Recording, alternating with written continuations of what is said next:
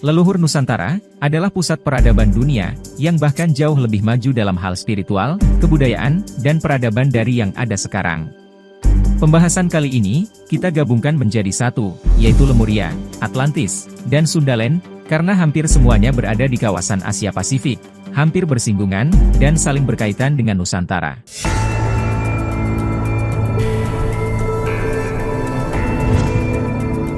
Lemuria merupakan peradaban kuno yang muncul terlebih dahulu, sebelum peradaban Atlantis berkembang. Para peneliti menempatkan era peradaban Lemuria di sekitar periode 75.000 sebelum Masehi sampai 11.000 sebelum Masehi. Jika kita lihat dari periode itu, bangsa Atlantis dan Lemuria seharusnya pernah hidup bersama selama ribuan tahun lamanya. Gagasan benua Lemuria terlebih dahulu eksis, dibanding peradaban Atlantis dan Mesir kuno, dapat kita peroleh penjelasannya dari sebuah karya Augustus Le Plongeon, seorang peneliti dan penulis pada abad ke-19, yang mengadakan penelitian terhadap situs-situs purbakala peninggalan bangsa Maya di Yucatan. Informasi tersebut diperoleh setelah keberhasilannya menerjemahkan beberapa lembaran catatan kuno peninggalan bangsa Maya.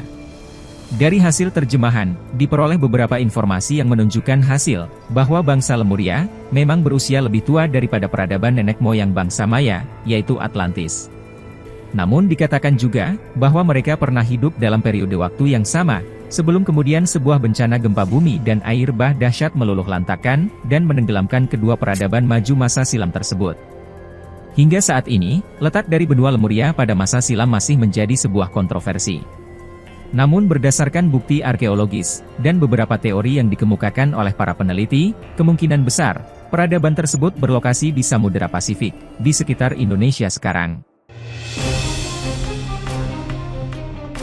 Banyak arkeolog mempercayai, bahwa Easter Island yang misterius itu, merupakan bagian dari benua Lemuria. Hal ini jika dipandang dari ratusan patung batu kolosal yang mengitari pulau, dan beberapa catatan kuno yang terukir pada beberapa artefak, yang mengacu pada bekas-bekas peninggalan peradaban maju pada masa silam. Mitologi turun-temurun para suku Maori dan Samoa, yang menetap di pulau-pulau di sekitar Samudera Pasifik juga menyebutkan, bahwa dahulu kala, pernah ada sebuah daratan besar-besar di Pasifik, yang hancur diterjang oleh gelombang pasang air laut dahsyat. Namun sebelumnya, bangsa mereka telah hancur terlebih dahulu akibat peperangan. Keadaan Lemuria sendiri, digambarkan sangat mirip dengan peradaban Atlantis, memiliki tanah yang subur, masyarakat yang makmur, dan penguasaan terhadap beberapa cabang ilmu pengetahuan yang mendalam. Faktor-faktor tersebut, tentunya menjadi sebuah landasan pokok bagi bangsa Lemuria untuk berkembang pesat, menjadi sebuah peradaban yang maju, dan memiliki banyak ilmuwan yang dapat menciptakan suatu terobosan baru, dalam ilmu pengetahuan dan teknologi mereka. Seperti banyak dikemukakan oleh beberapa pakar spiritual dan arkeologi, bahwa bangsa Lemurian dan Atlantean, menggunakan kristal secara intensif dalam kehidupan mereka. Edgar Cayce, seorang spiritualis Amerika melalui channelingnya, berkali-kali mengungkapkan hal yang sama. Kuil-kuil Lemuria dan Atlantis, menempatkan sebuah kristal generator raksasa, yang dikelilingi kristal-kristal lain, baik sebagai sumber tenaga, maupun guna berbagai penyembuhan. Banyak info mengenai Atlantis dan Lemuria, diperoleh dengan menchannel kristal-kristal Old Soul yang pernah digunakan pada kedua zaman ini. Beberapa monumen batu misterius yang berhasil ditemukan di bawah perairan Yonaguni, Jepang, memungkinkah monumen-monumen ini merupakan sisa-sisa dari peradaban Lemuria. Namun, berbeda dengan bangsa Atlantis yang lebih mengandalkan fisik, teknologi, dan gemar berperang, bangsa Lemuria justru dipercaya sebagai manusia-manusia dengan tingkat evolusi dan spiritual yang tinggi, sangat damai dan bermoral. Menurut Edgar Cayce, munculnya Atlantis sebagai suatu peradaban superpower pada saat itu, membuat mereka sangat ingin menaklukkan bangsa-bangsa di dunia, di antaranya Yunani dan Lemuria, yang dipandang oleh para Atlantean sebagai peradaban yang kuat.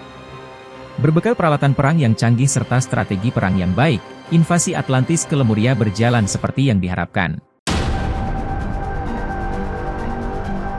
Sifat dari Lemurian yang menjunjung tinggi konsep perdamaian, mereka tidak dibekali dengan teknologi perang secanggih bangsa Atlantean, sehingga dalam sekejap, Lemuria pun jatuh ke tangan Atlantis. Para Lemurian yang berada dalam kondisi terdesak, akhirnya banyak meninggalkan bumi untuk mencari tempat tinggal baru di planet lain, yang memiliki karakteristik mirip bumi. Mungkin keberadaan mereka saat ini belum kita ketahui, ada yang mengatakan, saat ini mereka tinggal di planet Terra di gugus bintang Pleiades. Mungkin, kisah para Lemurian yang meninggalkan bumi untuk menetap di planet lain ini, sedikit tidak masuk akal, tapi perlu kita ketahui bahwa teknologi mereka pada saat itu sudah sangat maju, penguasaan teknologi penjelajahan luar angkasa, mungkin telah dapat mereka realisasikan pada jauh hari. Tentunya, penguasaan teknologi yang sama pada era peradaban kita ini, belum bisa disandingkan dengan kemajuan teknologi yang mereka ciptakan. Dari sekelumit kisah yang diuraikan, dapat ditarik kesimpulan, bahwa para Lemurian tidak musnah oleh bencana gempa bumi dan air bah seperti yang dialami oleh para Atlantean, namun karena peranglah, yang membuat sebagian dari mereka berguguran. Sementara, semenjak kekalahannya oleh bangsa Atlantis, otomatis wilayah Lemuria, dikuasai oleh para Atlantean, sampai saat akhirnya daratan itu diterpa oleh bencana yang sangat dahsyat, yang kemudian menenggelamkannya bersama beberapa daratan lainnya, termasuk di antaranya Atlantis itu sendiri. Sebagai referensi, Istana Tayfur-Hafi di Istanbul, Turki, tersimpan selembar peta kuno yang sangat unik. Peta kuno yang terbuat dari bahan kulit rusa ini, ditemukan pada awal abad ke-18. Sekilas jika dilihat, mungkin hanyalah merupakan selembar replika peta daratan di masa-masa lalu. Dalam peta tersebut, hanya kawasan Laut Tengah yang tergambar secara persis, sedangkan kawasan lainnya, seperti benua Amerika dan benua Afrika, tergambar sangat berbeda.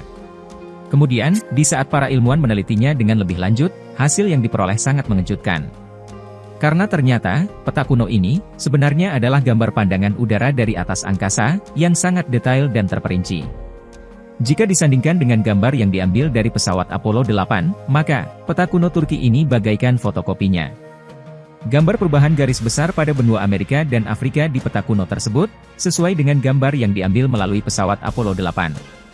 Dan yang lebih menakjubkan lagi adalah, bahwa peta kuno itu, melukiskan bentuk rumit permukaan bumi, kutub selatan yang tertutup lapisan es tebal. Tidak ada perbedaan sedikit pun dengan hasil gambar pemetaan menggunakan fotometer yang dilakukan oleh tim eksplorasi kutub selatan pada tahun 1952, yang mengadakan penyelidikan keadaan bumi di bawah lapisan es. Lalu, siapakah pada masa purbakala yang sudah menguasai teknologi tinggi pemotretan melalui angkasa luar?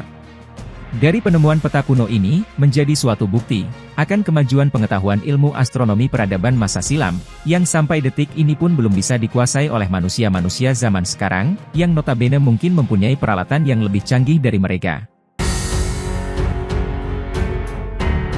Studi lebih lanjut mengatakan, mungkin mereka telah dapat menciptakan suatu terobosan teknologi yang luar biasa pada masa itu, seperti telah melakukan penjelajahan luar angkasa dan pendaratan di planet lain.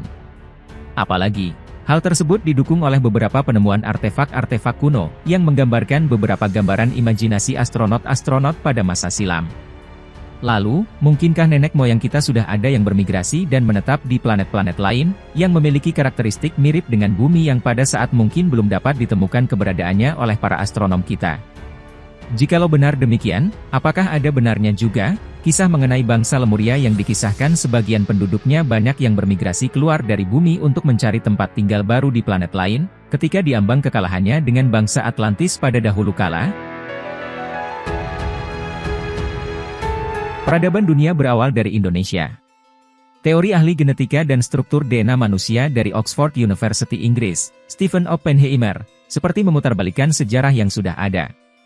Lewat bukunya yang merupakan catatan perjalanan penelitian genetika populasi di dunia, ia mengungkapkan bahwa peradaban yang ada, sesungguhnya berasal dari timur, khususnya Asia Tenggara. Hal itu disampaikan Oppenheimer, dalam diskusi bedah bukunya berjudul Eden in the East di Gedung LIPI, Jalan Gatot Subroto, Jakarta Pusat, Kamis 28 Oktober 2010. Sejarah selama ini mencatat, bahwa induk peradaban manusia modern itu berasal dari Mesir, Mediterania, dan Mesopotamia. Tetapi menurut dia, nenek moyang dari induk peradaban manusia modern, berasal dari Tanah Melayu, yang sering disebut dengan Sundaland, atau Indonesia. Lulusan Fakultas Kedokteran Oxford University melalui bukunya, bisa mengubah paradigma yang ada selama ini, bahwa peradaban paling awal, katanya berasal dari daerah barat. Perjalanan yang dilakukannya, dimulai dengan komentar tanpa sengaja oleh seorang pria tua, di sebuah desa zaman batu di Papua Nugini. Dari situ, dia mendapati kisah pengusiran petani dan pelaut di pantai Asia Tenggara, yang diikuti serangkaian banjir pasca sungai es, hingga mengarah pada perkembangan budaya di seluruh Eurasia. Oppenheimer meyakini temuan-temuannya itu, dan menyimpulkan bahwa benih dari budaya maju ada di Indonesia. Buku ini juga mengubah secara radikal pandangan tentang prasejarah. Pada akhir zaman es, banjir besar yang diceritakan dalam kitab suci berbagai agama, benar-benar terjadi, dan menenggelamkan paparan benua Asia Tenggara untuk selamanya. Ini adalah hasil kerjanya yang didasarkan pada DNA mitokondria, bukti kromosom Y, arkeologi, klimatologi, dan studi fosil, dan melacak rute serta waktu migrasi manusia keluar dari Afrika, dan ke seluruh dunia. Hal itu, yang menyebabkan penyebaran populasi, dan tumbuh suburnya berbagai budaya Neolitikum di Cina, India, Mesopotamia, Mesir, dan Mediterania Timur. Akar permasalahan dari pemekaran besar peradaban di wilayah subur di timur dekat kuno, berada di garis-garis pantai Asia Tenggara yang terbenam. Dia mengatakan, Indonesia telah melakukan aktivitas pelayaran, memancing, dan menanam, jauh sebelum orang lain melakukannya. Oppenheimer mengungkapkan bahwa orang-orang Polinesia, penghuni benua Amerika, tidak datang dari Cina, tapi dari pulau-pulau Asia Tenggara. Sementara, penanaman beras yang sangat pokok bagi masyarakat, tidak berada di Cina atau India, tapi di semenanjung Malaya, pada 9.000 tahun lalu. Akibat iklim bumi yang semakin panas saat zaman es secara dramatis pada 65-52.000 tahun yang lalu, membuat air laut semakin naik di daerah Khatulistiwa, yaitu Indonesia. Keadaan itu, memaksa nenek moyang manusia pindah dari daerah Khatulistiwa ke daerah utara dan selatan bumi. Buku Eden in the East juga mengungkapkan, bahwa berbagai suku di Indonesia Timur, adalah pemegang kunci siklus-siklus bagi agama-agama barat yang tertua. Buku ini membalikkan sejumlah fakta-fakta yang selama ini diketahui, dan dipercaya masyarakat dunia, tentang sejarah peradaban manusia. Temuan arkeolog di Gunung Padang Cianjur, bisa ubah peta peradaban dunia. Hasil ekskavasi di Gunung Padang Cianjur, Jawa Barat menemukan, ternyata ada struktur menarik di situs megalitikum itu. Di lapisan bawah tanah, di kedalaman 4,5 meter, ditemukan teknologi unik. Di antara struktur tersebut, ditemukan pecahan logam besi sepanjang 10 cm. Selain itu, di antara batu-batu terdapat lapisan semen purba, yang berfungsi sebagai perekat. Jadi, pembangunan itu diduga dilakukan oleh beberapa generasi.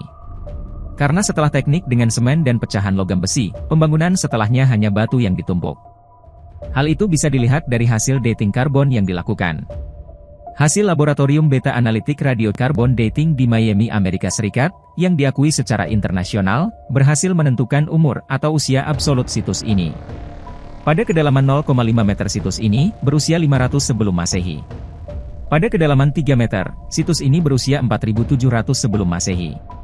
Ditemukannya struktur batu pada kedalaman tersebut membuktikan bahwa di Indonesia pernah ada bangunan yang dibuat oleh manusia pada 4.700 sebelum Masehi, atau jauh lebih tua dari bangunan-bangunan kuno yang ada di dunia. Sebagai pembanding, bangunan piramida di Mesir baru dibuat pada sekitar 3.000 sebelum Masehi.